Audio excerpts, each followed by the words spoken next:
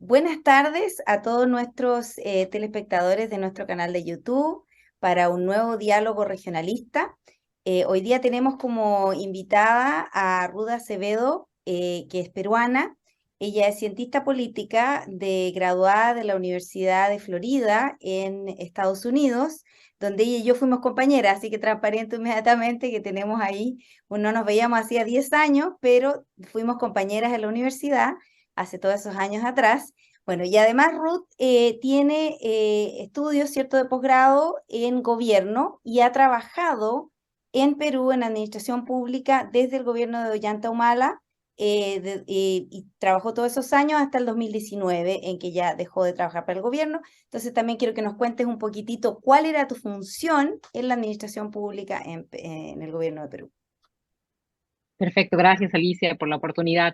Bueno, yo regresé al Perú el año 2013 después de graduarme efectivamente, como mencionabas, de la carrera de Ciencias Políticas en la Universidad de Florida y tuve la oportunidad de insertarme a ser funcionaria pública, en este caso en la presidencia del Consejo de Ministros, trabajando desde las gestiones del expresidente Ollanta Humala en diversos cargos, por ejemplo, de conflictos sociales desde la Oficina Nacional de Diálogo y Sostenibilidad, después en cargos de desarrollo productivo territorial, en un organismo también adscrito a la presidencia del Consejo de Ministros llamado Sierra Exportadora, y después en un cargo un poco más amplio llamado la Secretaría de Descentralización, que es parte también de la presidencia del Consejo de Ministros, PCM, que se encargaba de ver todo el trabajo y desarrollo en las regiones. Perfecto. Bueno, además quería presentar, ¿cierto?, a uno de nuestros panelistas habituales, David Harvey, historiador, que también pertenece al comité editorial de Regionalista. Y bueno, yo voy a ser moderadora, pero quiero darle la palabra a David para que haga sus primeras preguntas, primera ronda de preguntas a Ruth sobre lo que está pasando. Por supuesto, comprenderán nuestros telespectadores que vamos a conversar sobre la crisis actual que tiene Perú, pero también vamos, como tenemos un historiador acá, nos vamos a ir al pasado porque sospecho esta cosa tiene raíces, ¿no?, que datan de mucho tiempo. Así que te doy la palabra, David. Gracias. Sí, yo creo que convendría comenzar pidiendo a nuestra invitada de dar su perspectiva sobre los últimos acontecimientos. Pero ah, voy a comenzar por señalar que en la última, ahora expresidente Castillo salió elegido después de una segunda vuelta en que el país estaba muy polarizado y que había yo diría, un rechazo amplio de la población peruana hacia los dos finalistas, en realidad. Y era un voto no tanto a favor de Castillo, sino contra Keiko Fujimori.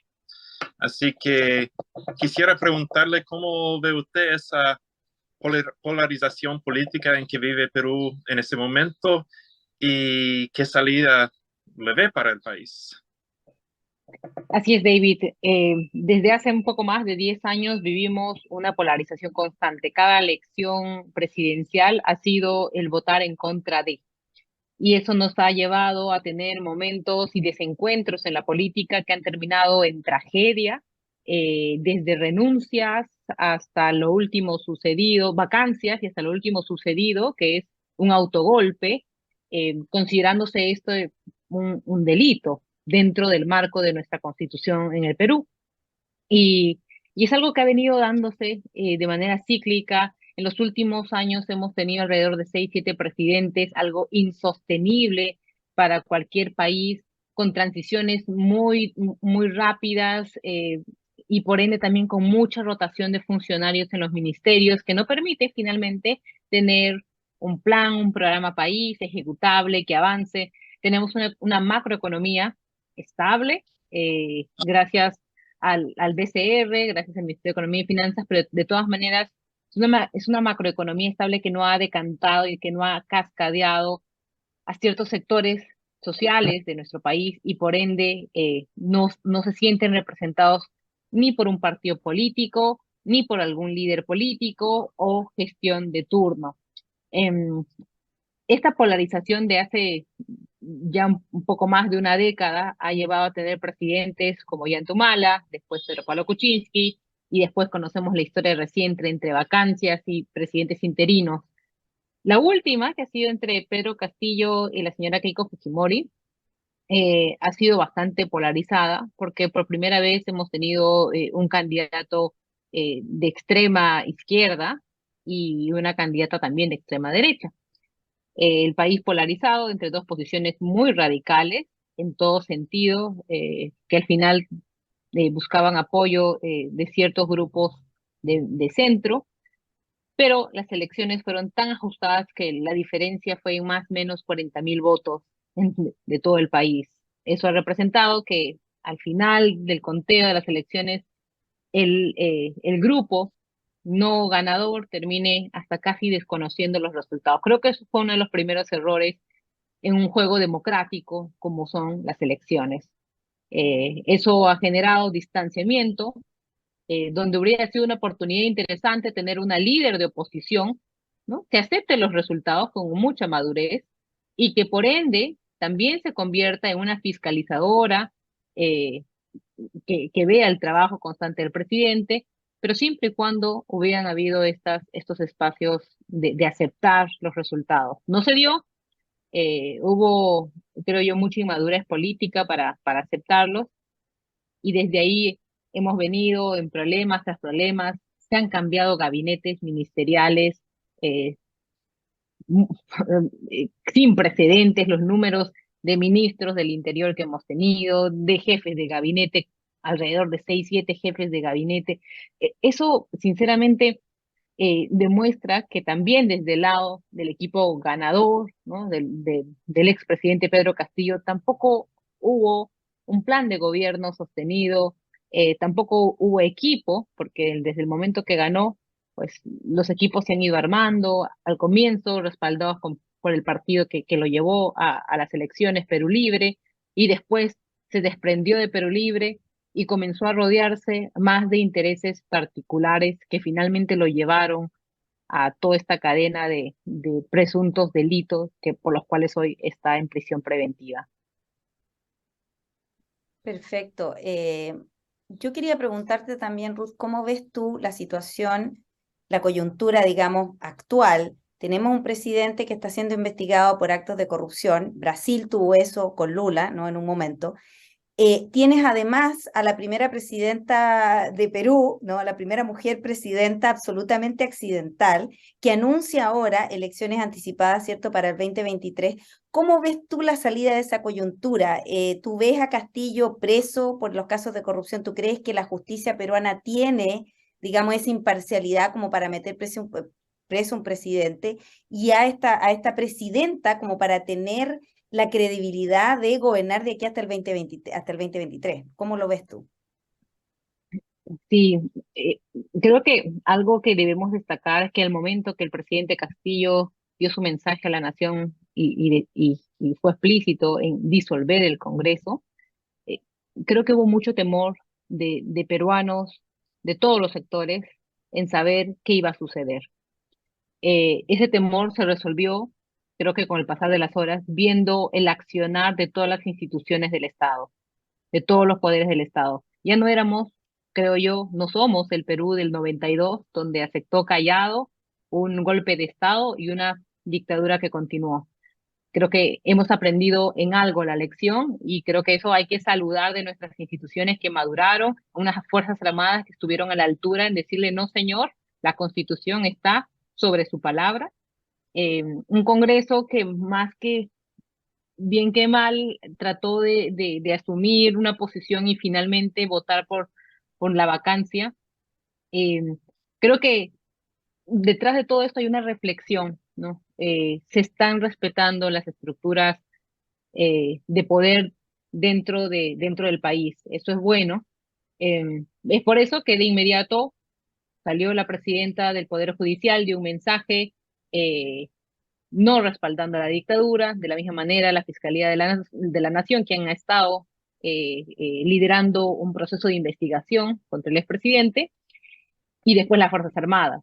Eh, Creo que lo que se viene es evidentemente inviable una liberación de alguien quien con pruebas muy sólidas y muy avanzadas se está abriendo ya un proceso judicial El día de mañana se está decidiendo la ampliación de prisión preventiva por 18 meses.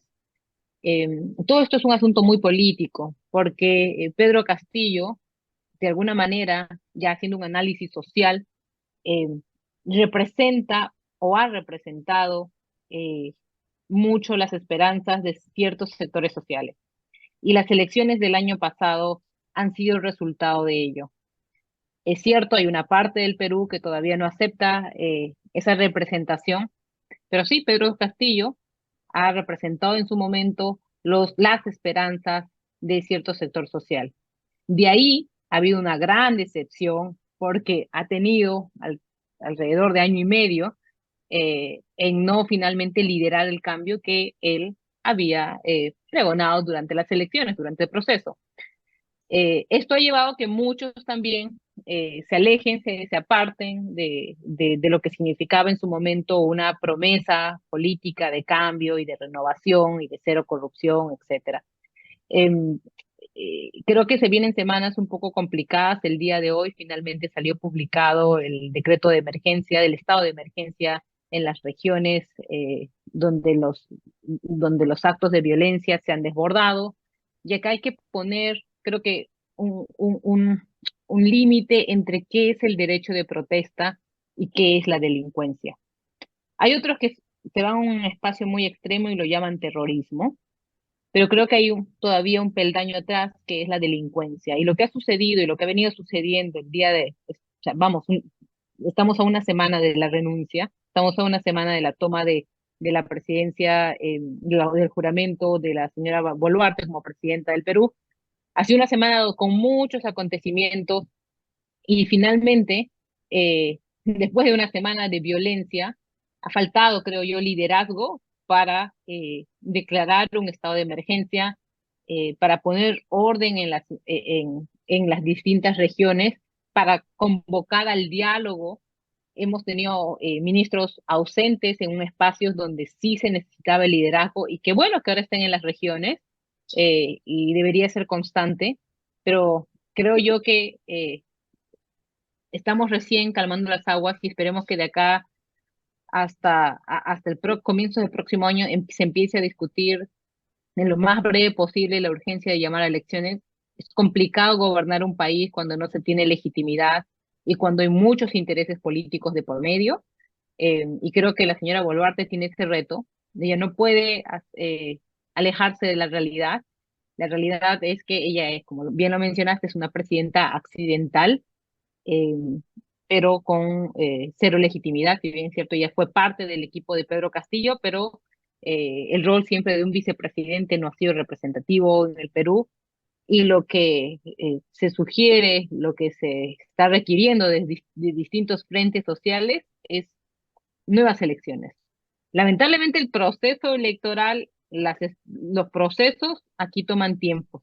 Y si queremos una renovación de verdad, necesitamos hacer reformas que no se van a hacer en un mes de manera express. Vamos a necesitar que hayan procesos primarios dentro de los partidos políticos. Falta mucha madurez de los partidos políticos. Muchos de ellos son empresas prácticamente donde cualquiera va y compra el número para postularse, compra la posición, estar en el 1, en el 5 o en el 4 para estar en el Congreso. Entonces, creo que falta mucha madurez para los partidos. Hacer las cosas de manera apresurada no nos va a solucionar.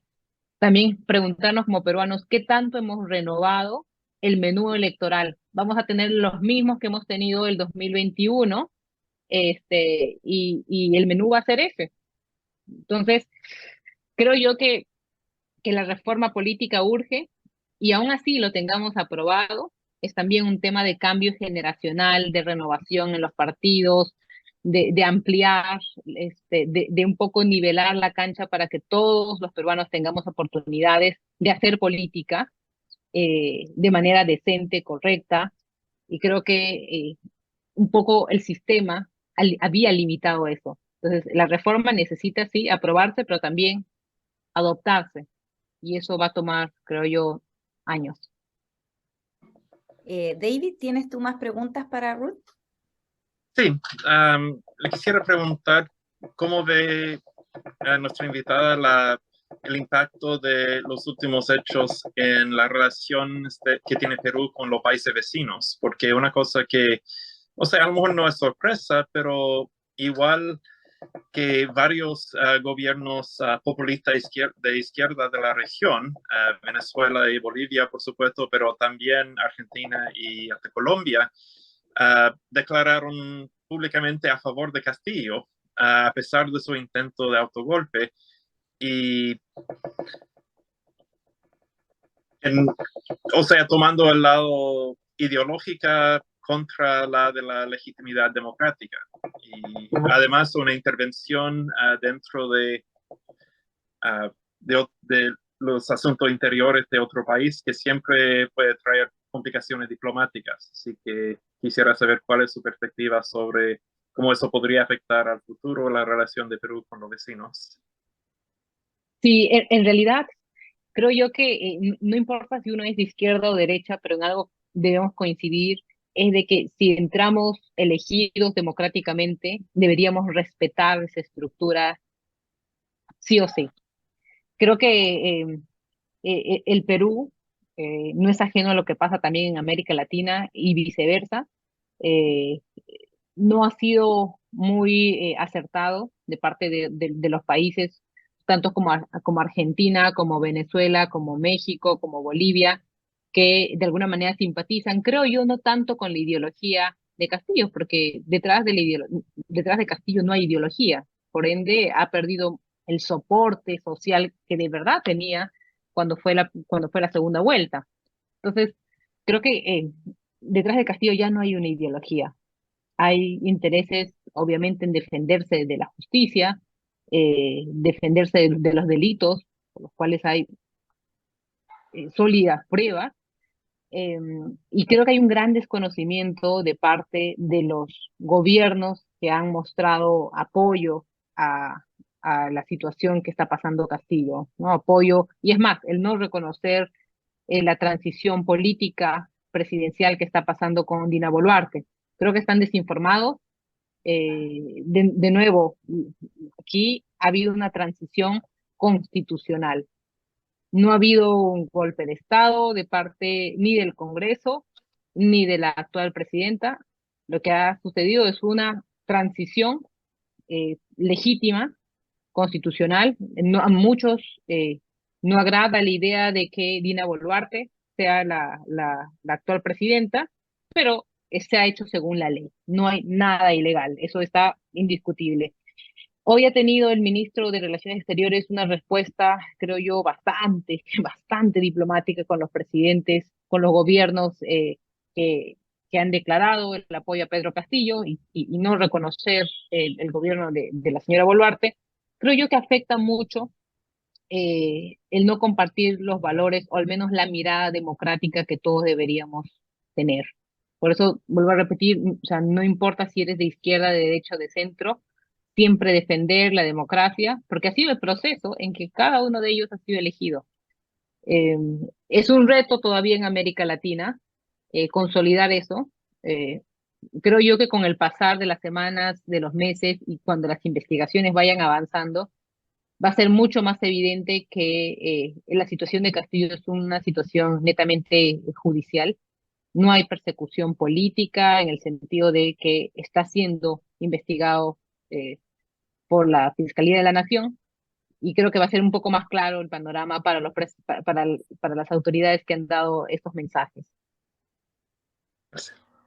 A mí me parece, Ruth, además que esto va muy en la línea, ¿no?, de las ideologías y, como dices tú, de la falta de madurez política en América Latina, porque si tú te fijas en Argentina, tienen en este momento a Cristina Fernández también por un Así es. caso exacto de corrupción. Entonces tenemos estos gobiernos que, como dices tú, ya va más allá de un tema de ideología, sino que es más bien guardarse las espaldas entre ellos. Y si tú lo ves, por ejemplo, Chile tuvo una reacción totalmente distinta, teniendo un gobierno de izquierda en este momento, de Gabriel Boric, que en teoría habría sido cercano a Castillo, pero en realidad la reacción que tuvo el gobierno chileno fue completamente distinta. Inmediatamente reconocer que esto era el proceso totalmente legítimo, constitucional, y se habló siempre en la prensa aquí en Chile de que Castillo había tenido un intento de golpe de Estado, pero así desde el comienzo. Entonces, en ese aspecto, como dices tú, hay una diferencia, creo yo, dentro de América Latina de cómo se han tratado estas cosas. Si tú miras el caso de Brasil, por ejemplo, lo que pasó con la Dilma Rousseff, ¿no? Todo el proceso de impeachment que se hizo, después el encarcelamiento de Lula, ¿cierto? Y después eso vimos que había ahí todo un montaje político también, muy distinto a lo que está pasando con Castillo. Entonces es fácil decir, bueno, es lo mismo, aquí hay una persecución política, ¿cierto? Pero como dices tú, hay casos de corrupción, hay un caso de corrupción clarísimo que está en manos de la justicia, ¿no? Sí, y creo que toca sí confiar en nuestras instituciones. De nuevo, no somos el Perú del año 92 y qué bueno que hayamos evolucionado 30 años después y que se encuentre cierta madurez política en las instituciones. Nos falta mucho, es evidente, más aún de la clase política que tenemos, pero creo que las instituciones están haciendo su trabajo. Eh, el expresidente Castillo está siendo investigado por delitos evidentes y con pruebas y con testigos que han declarado y lo han involucrado directamente él como cabeza de una organización criminal, lo que creo que nos deja un mensaje para todos los peruanos. Yo sé que es un momento muy difícil, eh, es un momento donde muchos peruanos tienen reclamos justos, eh, de sinceramente un vacío del Estado en sus comunidades, pero creo que aquí se trata de tomar estos reclamos justos, ¿no? Como una excusa para algunos frentes con interés de liberar a Castillo. Hay todo un frente que está buscando la liberación de Castillo, pero también con actos delincuenciales que creo que no debemos tolerar. Creo que de los 33 millones de peruanos no está protestando ni 1 millón. Entonces, creo que el Perú, el país sigue funcionando, sigue marchando en el sentido de trabajando, haciendo patria desde el lugar donde se encuentre, desde el público, desde el privado, desde el emprendedor, desde el estudiante. Creo que hay un mensaje para todos nosotros como peruanos, el sentir que es el desconcierto de una semana con muchos cambios trágicos, por así decirlo, eh, pero que sí empuja a que todos nosotros pongamos de nuestra parte desde el lugar donde nos encontremos.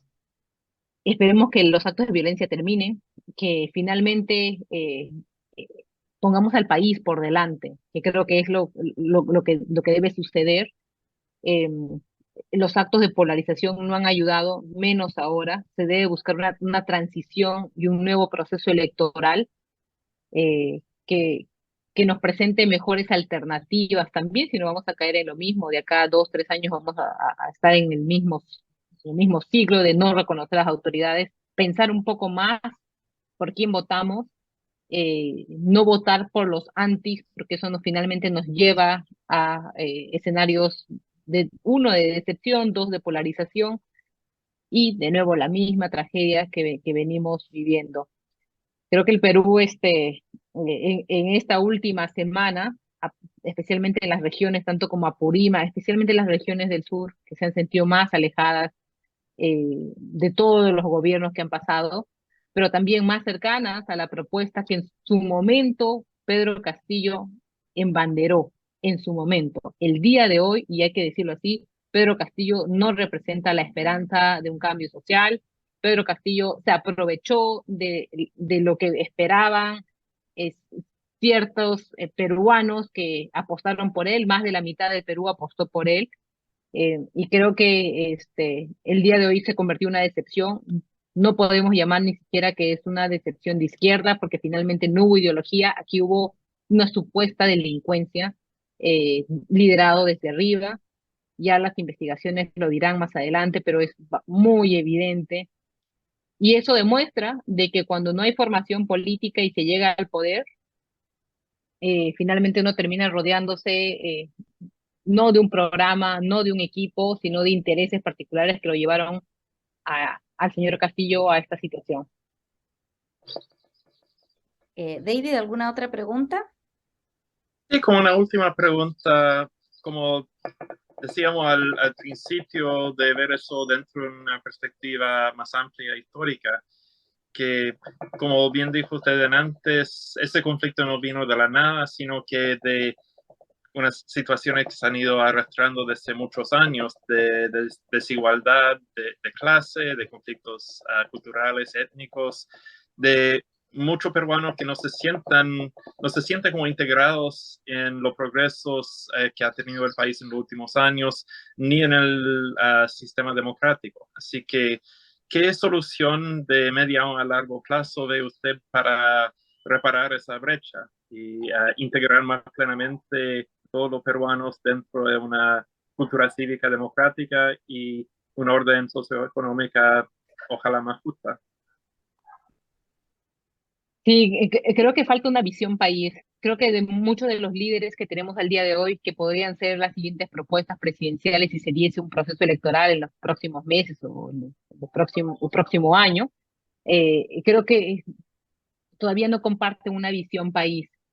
Y es que llegar a liderar un país es liderar a distintos grupos, a liderar a distintas realidades. Y creo que eso es lo que falta.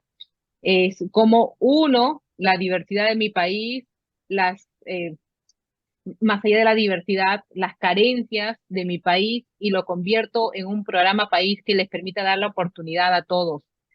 Creo que el sistema ha cambiado mucho. Es más evidente que el país de manera macroeconómica está marchando muy bien, y eso ha permitido que el Perú, a pesar de las crisis políticas, se mantenga todavía de pie, eh, pero eso no ha decantado en el desarrollo sostenible, en el desarrollo de la educación, en el desarrollo de la salud.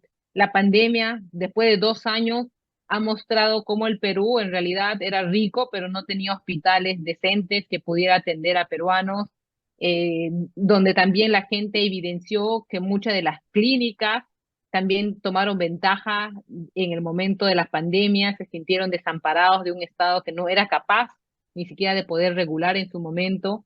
Creo que durante los 2 años de pandemia crítica evidenció, y es más, agrandó más las brechas sociales y económicas.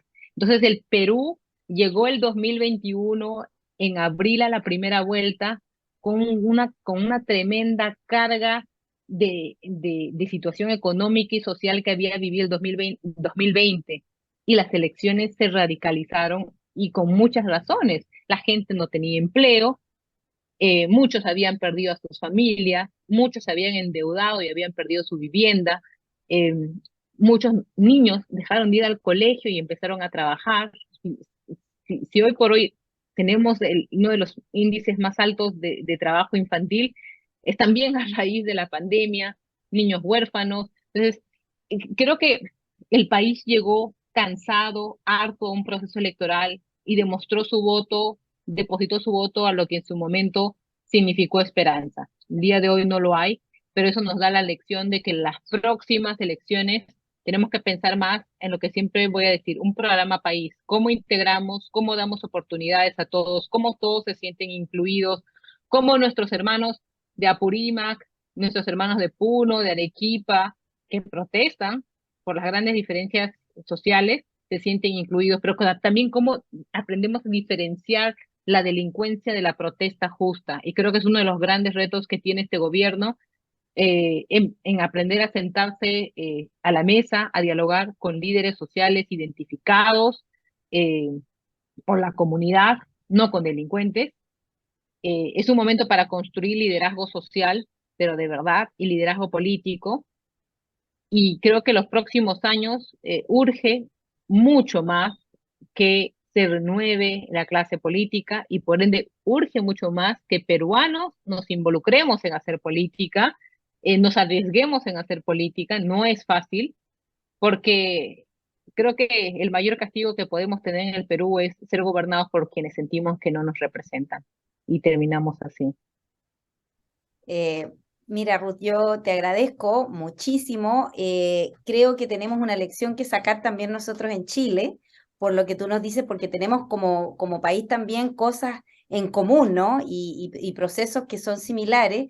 y es de esperar que, como dices tú, lo que viene a futuro no vaya a significar también un fortalecimiento del fujimorismo y que la Keiko realmente tenga una chance de entrar, de subir al poder, porque yo creo que sería la cosa más desastrosa que le podría pasar a Perú, no tener a Keiko Fujimori de presidente. Entonces, esperemos que, como dices tú, más gente se involucre, que los procesos sigan su curso, que la justicia pueda hacer su trabajo y que de manera pacífica Perú pueda tener de nuevo una elección justa y que la gente se involucre, vote y sea lo mejor para el Perú. Nosotros también como chilenos debemos desearle a Perú lo mejor porque estamos hermanados, tenemos muchos peruanos también en Chile, entonces nos importa muchísimo lo que pasa en Perú y les deseamos lo mejor, ¿no? Que puedan tener un proceso absolutamente democrático, representativo y que las cosas sigan para mejor en Perú y ¿no? Siga progresando. Así que